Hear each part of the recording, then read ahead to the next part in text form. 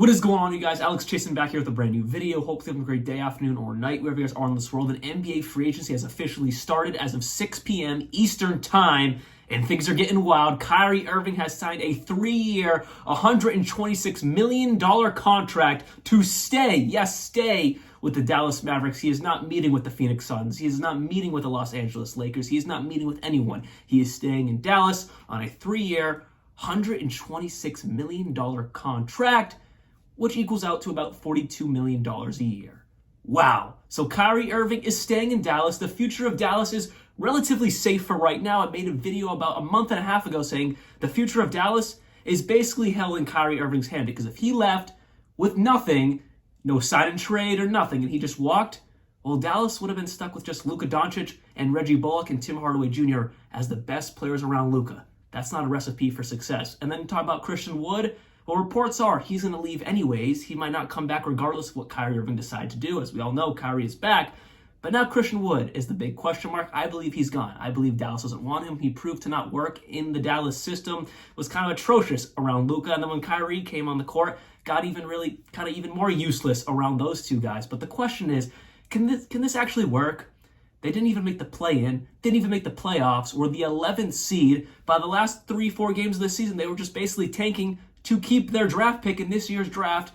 Will this work? Obviously, free agency just started an hour ago, so I expect Dallas to make more moves to tighten up their starting lineup and just tighten up their bench unit. We honestly don't know what their final roster is obviously going to look like, but like I said, I expect Christian Wood to be gone. I don't expect them to be on the team moving forward. So the starting five as of right now, which like I said, I expect it to maybe get a little bit bolstered up. Not too much, because I don't have much more money to spend. As of right now, the Dallas Mavericks starting five looks like Kyrie Irving at point guard, Luka Doncic at shooting guard, at small forward is Tim Hardaway Jr., and then at power forward is Maxi Kleber. At center right now is Richaun Holmes, who they got in the trade on draft night, or Derek Lively, who they drafted in last week's NBA draft. So I don't really know at center. I would honestly lean towards Richaun Holmes right now. Yes, he's probably more of a great backup center, but he is a capable starting center in the NBA versus Derek Lively, who I expect to be a great center in the NBA. We don't really know what his potential is. He was kind of drafted with a lot of question marks. Can he become a star, or will he just be a great role center, a lot like a Richaun Holmes? So there's a big question mark there,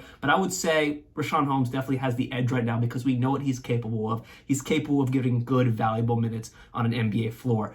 But still, that starting five is not great. There is still a lot of room of improvement there, and I would say Maxi Kleber is a position at that power forward spot that could be improved. They already got rid of Davis Bertans. That was a contract that was holding him up a lot to make moves, so they got rid of that one. So they have some money to spend versus last week.